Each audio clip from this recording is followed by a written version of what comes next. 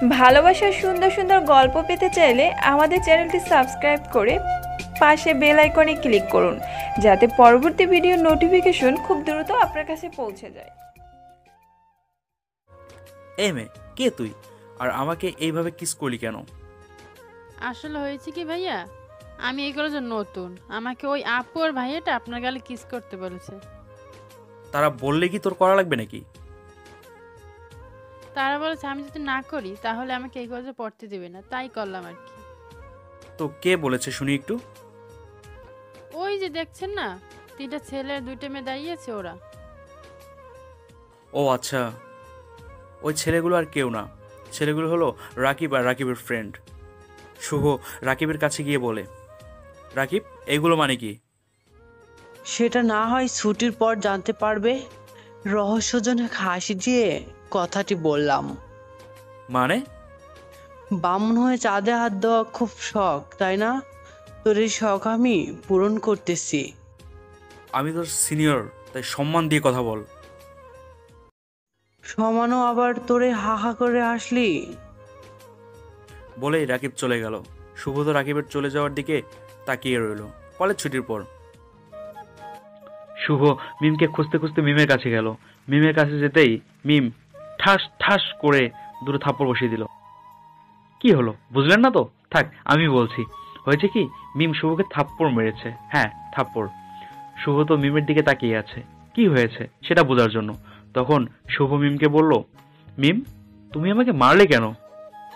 চুপ থাক তুই, তোর ওই নোংরা মুখে আমার নাম নিবি না। আমি আবার কি করলাম? কি করেছো সেটা কি জানো না, নাকি ন্যাকা সেজে বসে আছো এখন? সত্যিই বলছি, আমি কিছুই বুঝতে পারছি না। কয়টা লাগে তোর?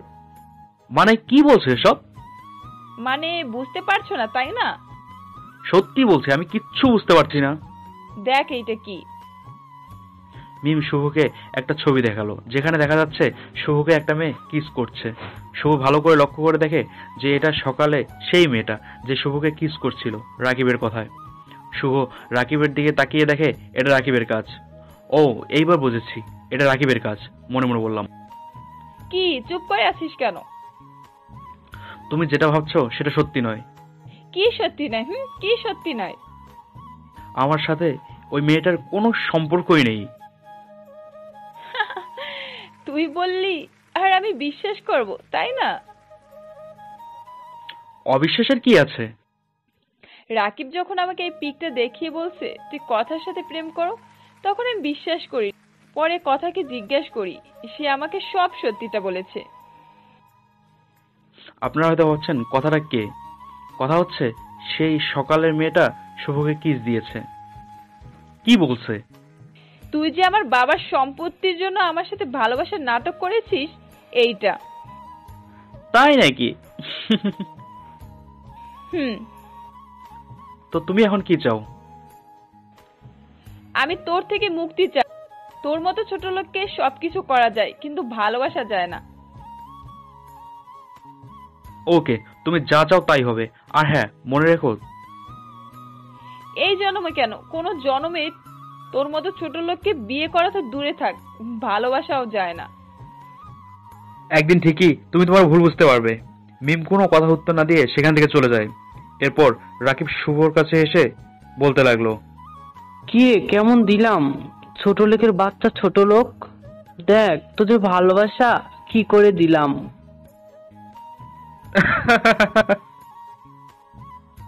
কি রে, তুই কি পাগল হয়ে গেছিস? তোর বাবার নাম জনাব সেলিম রেজা, তাই না? কিন্তু কেন? না এমনি, তাকে জিজ্ঞেস করিস আমি কে। এরপর শুভ কথার কাছে যায়, আমি কি আপনাকে চিনি? না। তো এমন নাটক করলেন কেন? কি হলো, কথা বলেন। সরি। সরিতে সবকিছুর সমাধান হয় না, বুঝছেন? আসলে আমি তোমাকে প্রথম দেখাতে ভালোবেসে ফেলি, তাই এসব করেছি। আপনি আমাকে চিনেন যে আমাকে প্রথম দেখাতে ভালোবেসে ফেললেন? আমি তোমাকে 6 মাস আগে থেকে চিনি। মনে আছে তোমার, 6 মাস আগে একদিন তুমি একটা মেয়েকে ট্রাকের ধাক্কা থেকে বাঁচিয়েছিলে? আমি সেই মেয়ে। আর আমি সেই তখন থেকে তোমাকে ভালোবেসে ফেলেছি। প্লিজ তুমি আমাকে ফিরিয়ে দিও না। খুব ভালোই বলেছেন। আর মনে রাখবেন, আমি একজনকে ভালোবেসেছি, ভালোবাসি আর ভালোবাসবো। সে হলো মিম। আর গুড বাই, ভালো থাকবেন।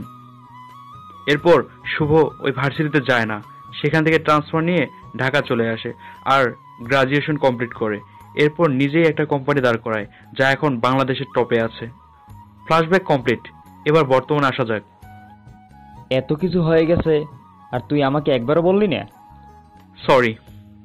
তো তুই এখন কি চাস? আমি মিমের ভুলটা ভাঙতে চাই আর মিমকে বিয়ে করতে চাই। নিজের বিয়ের কথা বলতে লজ্জা লাগে না? তা লাগবে কেন? বড় হয়ে গেছিস তাই না? তো আমি কি ছোট নাকি? ছোটই তো। তো এখন কোলে নে। আমি পারবো না। তো ভাই, মিম দেখতে কেমন?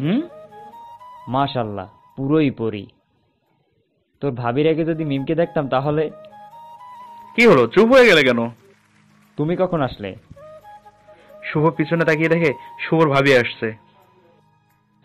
তাহলে কি শুনি? তাহলে আমার ছোট ভাইয়ের বিয়ে অনেক আগেই করিয়ে দিতাম। কথা ঘুরোচ্ছে কেন? তখন আমার ফোনে একটা কল আসে। কলটা আর কেউ করেনি, কলটা করেছে মিম। তাও আবার আমাকে। সে আমার এই নাম্বারে পুরো 3 বছর পর কল করেছে। কলটা ধরেই, হ্যালো, আসসালামু আলাইকুম, কে বলছেন? শুভ জানে মিম কল করেছে, তাও চিনেও না চিনার ভান ধরলো। ওয়ালাইকুম আসসালাম, তুমি আমাকে চিনতে পারছো না? না তো, কে আপনি? এক সময় যার কণ্ঠ শোনার আগে বলে দিতে পারতে কে কল দিয়েছে, কিন্তু আজ চিনতে পারছো না? এতটা অবহেলা করছো আমাকে। দেখুন, হেয়ারি না করে তাড়াতাড়ি বলুন কে আপনি, তা না হলে কিন্তু কল কেটে দিব। বলছি, আমি মিম আক্তার টুম্পা। ও আপনি, তো বলুন কেন কল দিয়েছেন? আমাকে কি খুব বেশি ঘৃণা করো তুমি? কেন ঘৃণা করবো আপনাকে? কারণ সেদিন তোমাকে ভুল বুঝেছিলাম তাই। কি ভুল বুঝেছেন? আজ রাকিবের সাথে দেখা হয়েছিল। তো আমি এখন কি করতে পারি? না মানে সরি বলতে কল দিয়েছিলাম। আমি চেয়েছিলাম আপনার সাথে কথা বলবো, কিন্তু আপনার দেখি খুব ভাব বেড়ে গেছে। যান, আর কখনো কল দিব না। আর হ্যাঁ, কিছুদিন পরে আমার বিয়ে, দাওয়াত রইলো, চলে আসবেন। আমার বিয়েতে আমি যাব না তো কে যাবে শুনি? মনে মনে বলল। আর হ্যাঁ, আপনাকে ভুল বুঝে নানান ধরনের কথা বলছিলাম, পারলে ক্ষমা করে দিয়েন। আর কিছু কি বলবেন? আমার হবু বউয়ের সাথে কথা বলবো, বাই। তুমি বিয়ে করবে? কেন, তুমি বিয়ে করতে পারো, আমি করলে সমস্যা কি? ওকে, দাওয়াত দিয়েন। ছোট লোকদের বিয়েতে আসতে হবে না। সরি তো, সেদিন না বুঝে এসব বলেছিলাম। ভালোবাসার প্রতি যদি একটু বিশ্বাস থাকতো তাহলে ছেড়ে যেতে পারতে না। জানি তো, খুব বড় ভুল করে ফেলেছি আমি, আর তার শাস্তি এখন পাচ্ছি তোমাকে হারিয়ে। আমাকে তো আরো 3 বছর আগে হারিয়ে ফেলেছেন। আচ্ছা, আমরা কি দেখা করতে পারি? আমি আর আপনার মায়া জড়াতে চাই না, তাই দেখাও করতে পারি না। আর প্লিজ কখনো কল দিয়েন না। আচ্ছা, তোমার যা ইচ্ছে। এরপর শুভ কলটা কেটে দেয় এবং একটা রহস্যজনক হাসি দিল। শুভর বাবা মা এবং মিমের বাবা মা বিয়ের দিন তারিখ ঠিক করেছে আগামী 20 তারিখে, আর আজ 12 তারিখ, তার মানে 8 দিন বাকি।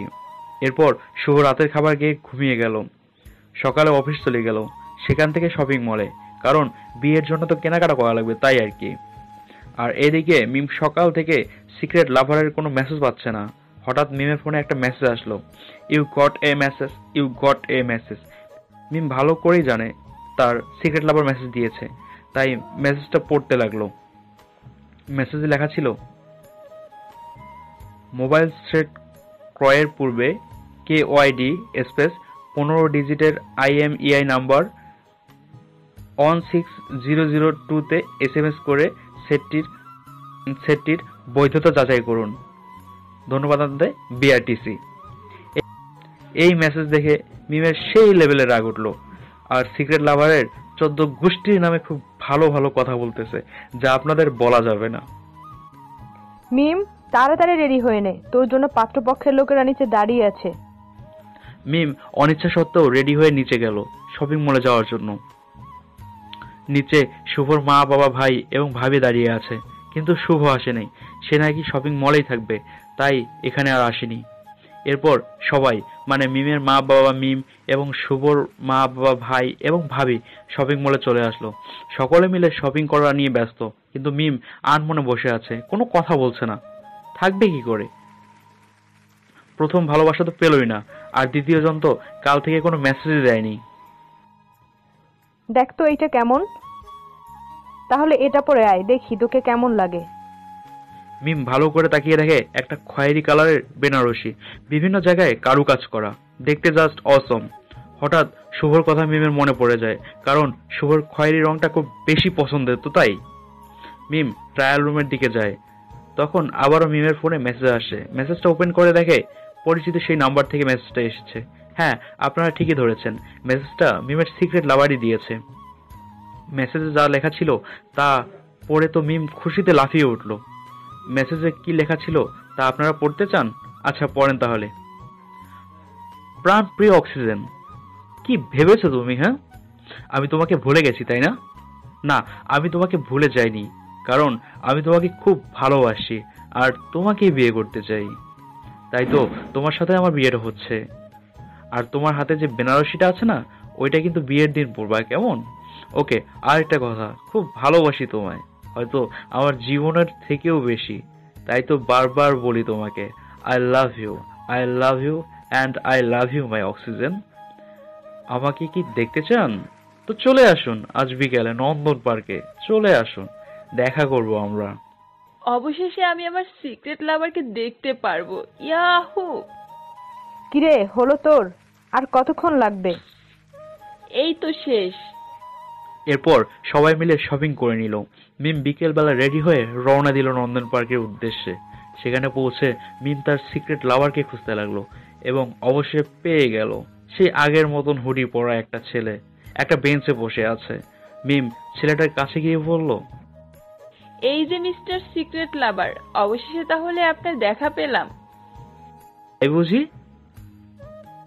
হুম। আপনি কি এখনো শুভকে ভালোবাসেন? গম্ভীর কণ্ঠে বলল কথাটি, যাতে কণ্ঠ চিনতে না পারে। আপনি কি করে শুভকে চিনলেন? আপনি কাকে বিয়ে করতে চান, শুভকে নাকি আমাকে? সত্যি কথা বলতে আমি এখনো শুভকে মন থেকে ভালোবাসি। তাহলে সেদিন ছোট লোক বলে অপমান করেছিলেন কেন?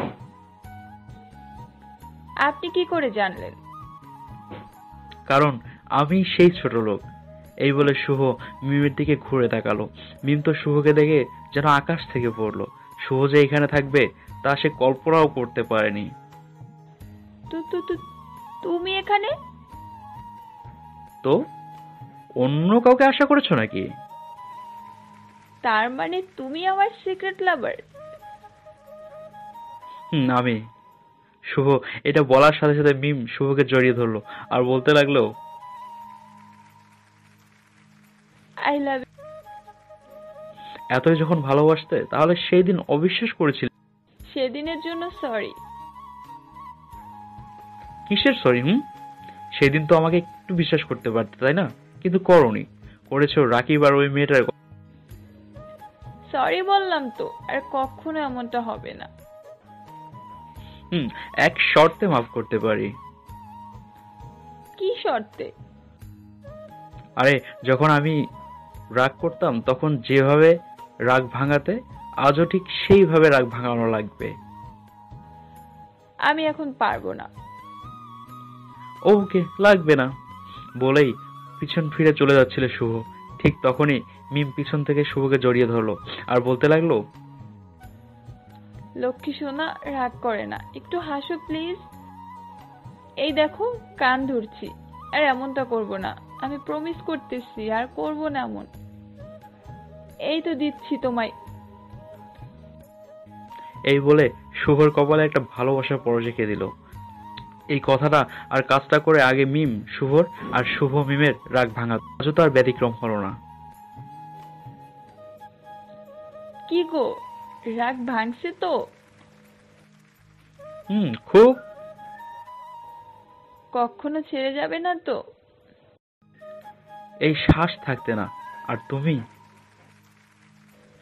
কখনোই না।